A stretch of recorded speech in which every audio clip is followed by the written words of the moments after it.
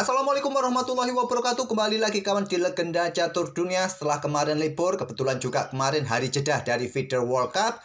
Dan juga kemarin ada sedikit pekerjaan rumah kawan. Jadi admin juga ingin libur. Dan sekarang kita lanjut lagi ke Piala Dunia Catur 2023 yang sudah memasuki babak keempat game pertama. Ada kejutan kawan di game pertama tadi malam. Magnus Carlsen dikalahkan oleh Vincent Kemmer kawan. Dalam permainan klasik, Vincent Kemmer hanya butuh hasil remis nanti malam.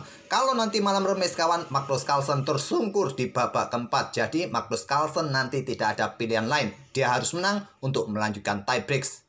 Begitu juga ada Wesley So kawan. Wesley So ini dikalahkan oleh lawannya, yaitu Wesley So berhadapan dengan Alexis Sarana tadi malam kawan. Wesley So kalah. Jadi Wesley So harus mati-matian nanti malam untuk menyamakan skor agar bisa berlanjut ke tie breaks. Sedangkan Hikaru Nakamura kawan dan pemain-pemain yang lainnya kebanyakan remis pada game pertama babak keempat. Untuk kategori woman, pecatur andalan kita Medina Aulewarda masih bermain remis tadi malam menghadapi International Master asal Bulgaria. Saya skip kawan ke langkah 36 dari permainannya Medina Aulewarda ini. Di tahap-tahap pembukaan seperti biasa banyak langkah-langkah teoritis dari kedua pemain. Nanti saya akan lanjut permainan Magnus Carlsen selepas kita analisa otak-atik permainan middle game dari Medina Aulewarda ini. Di langkah ke-36 ini kawan, giliran Medina melangkah. Posisinya sangat bagus kawan, di mana bentengnya menguasai satu-satunya lajur terbuka penuh di lajur E. Dengan dukungan gajah tidak memungkinkan lagi benteng hitam juga digeser untuk menantang pertukaran benteng kawan. Jadi posisi gajah terang ini sangat kuat sementara untuk mengawal peta E8. Memang kebanyakan dalam permainan gajah versus gajah, apalagi gajah yang berlainan warna, kebanyakan berakhir miss seperti ini kawan. Tapi di sini Medina punya ide dengan benteng digeser, menekan pion yang di sini kawan, digeser. Kalaupun di sini ada pion didorong maju, gantian benteng digeser ke lajur B untuk tekan pion yang di sini kawan, tentu akan di backup oleh gajah. Nah, di sini kalian bisa melanjutkan pergerakan raja kawan. Naik ke peta D3 atau benteng ini mundur sementara kawan. Atau tadi jika posisi ini gajah langsung ditarik mundur, benteng ini angkat untuk hentikan laju pion. Dan pion siap didorong untuk bongkar posisi pion-pion hitam di sisi kiri. Dan nanti diikuti pergerakan raja. Benteng hitam sangat sulit untuk keluar untuk menguasai lajur E ini karena adanya gajah terang kawan. Putih masih berpotensi menang walaupun gajah terang versus gajah gelap. Di sini Medina memilih dengan raja ke D3. Ini agak sedikit lambat. Medina ingin menggunakan rajanya menusuk lewat sisi kiri kawan. Di sini ada gajah C7. Saya tak perlu menunjukkan langkah-langkah alternatif terbaiknya. Kita nikmati saja langkah-langkah kedua pemain kawan. Ide Medina membawa rajanya ke sisi kiri kawan. Dan di sini Medina melewatkan langkah gajah ke peta B5 untuk menghentikan pion. Tapi langsung raja maju. Nah, pion mulai didorong ke A6. Raja sudah tidak bisa melintas lagi kawan. Dan gajah pun juga sulit untuk menyerang pionnya dari peta A6. Dia tidak bisa meninggalkan lajur E ini kawan. Terpaksa raja mundur, kemudian hitam mulai bongkar pion putih kawan. Mencoba membuka jalur-jalur pergerakan bagi bentengnya.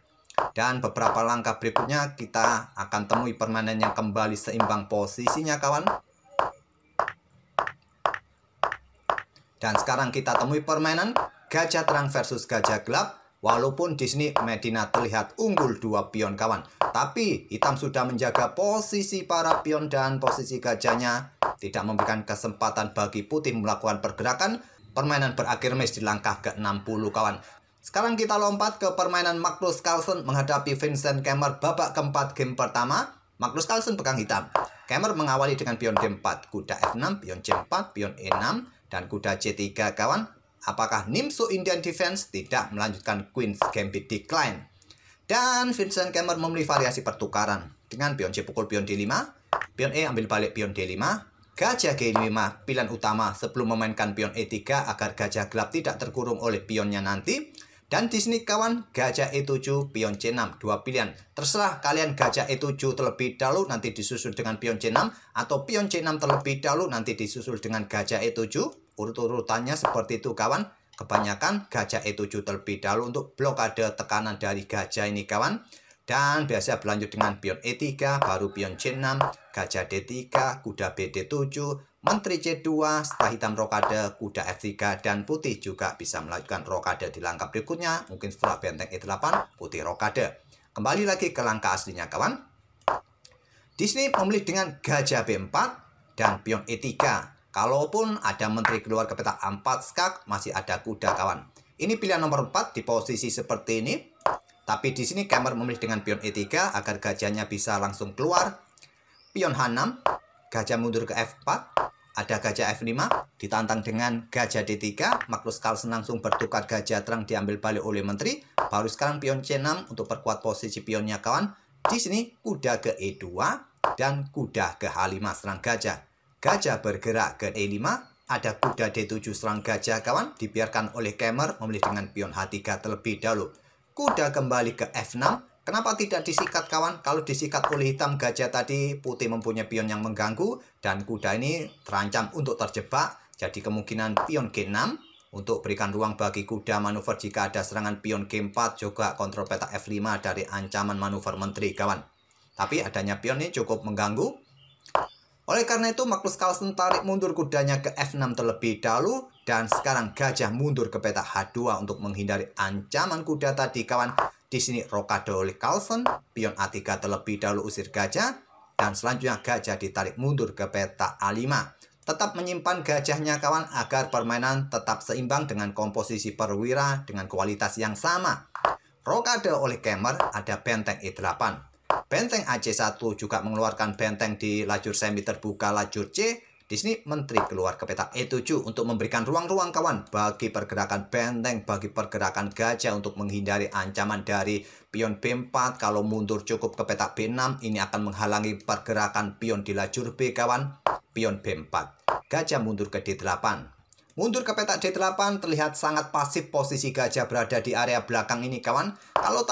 Kalau mundur hanya ke peta B6, ini akan menyulitkan hitam bermain dengan pion-pionnya kawan. Juga nanti ada opsi juga bagi kuda ini menempati peta B6 sampai lompat peta C4 kawan. Jadi Carlsen langsung menarik mundur gajahnya ke peta D8. Tapi setelah kuda ke G3, Carlsen aktifkan lagi gajah kawan ke peta C7 untuk segera bertukar dengan gajah. Kuda ke F5 serang menteri. Carlsen bertukar gajah tempo skak terlebih dahulu. Setelah diambil balik, menterinya menghindar ke E6. Kuda kembali ke G3. Menteri D6, pin kuda raja menghindar ke G1. Ada pion A5 untuk bongkar sisi kiri. Di sini Stockfish menyarankan diterima kawan. Dan mungkin hitam akan ambil pion A3 terlebih dahulu. Selanjutnya ada benteng A1. Lanjutan dari Stockfish. Tapi di sini Kemmer memilih menarik mundur menterinya ke peta B1, perkuat posisi peta B4 dan kuda B6 lanjut Magnus, siap lompat kawan ke peta C4. Di sini pion B pukul pion A5. Terlebih dahulu kuda ke C4 untuk ambil pion yang di sini, banyak pilihan nanti dari hitam untuk ambil pion putih di sisi kiri. Dan di sini ada menteri B4 menantang pertukaran Vincent Kemmer. Ditolak, benteng ambil pion A5 terlebih dahulu dan Kemmer membuat langkah pengorbanan sementara. Pertukaran kawan, sudah tidak ada pion lagi yang menjaga kuda. Kuda siap disikat di langkah berikutnya. Diambil balik oleh Carlsen menggunakan kuda. Kalau menggunakan pion agar tetap menjaga kuda, kuda tetap menjaga benteng. Jawaban putih ya sikat dengan benteng kawan. Apakah menteri ini bergeser ke peta A6 ataupun langsung pertukaran diambil balik? Nah, di sini bedanya putih akan untung satu pion kawan.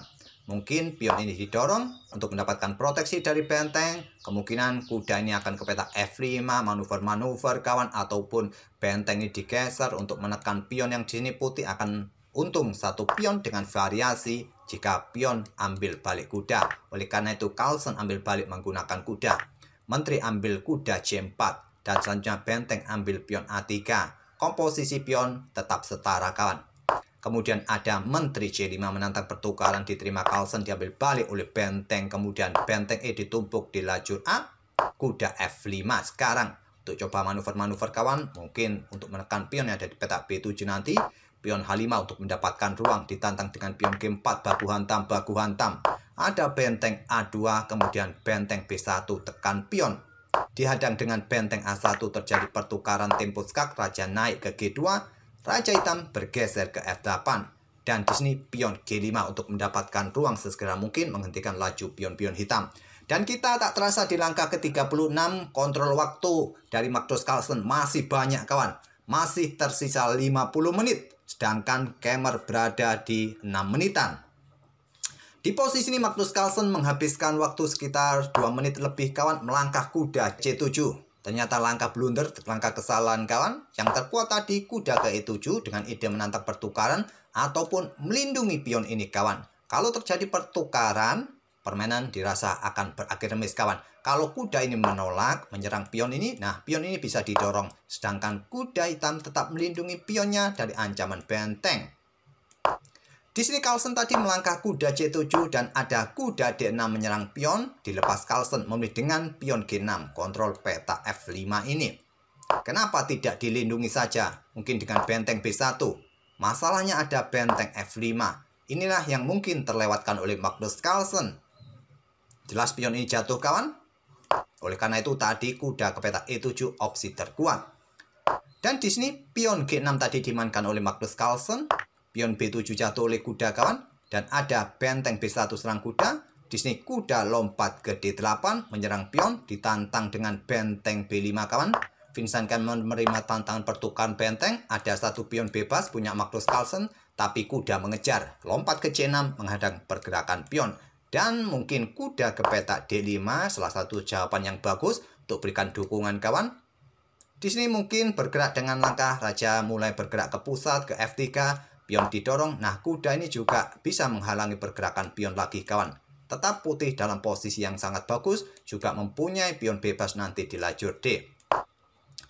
Magnus Carlsen memilih raja bergerak ke E8 dan kuda B4 menghalangi pergerakan manuver-manuver kuda kawan. Dan menghentikan laju pion, tinggal bagaimana bermain dengan pion-pion di pusat kawan, raja akan mengikutinya nanti.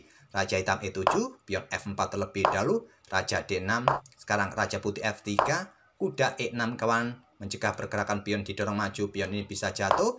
Oleh karena itu raja mencoba manuver kawan nanti, di sini kuda G7 dan baru sekarang pion E4 kontrol peta F5 ini. Kuda H5 serang pion kawan dan di sini raja F3 untuk kontrol peta G3 juga. Kalau tadi cukup bergerak ke peta E3, lompat kuda tadi ke peta G3 kawan. Kuda mundur lagi ke G7. Ada kuda D3.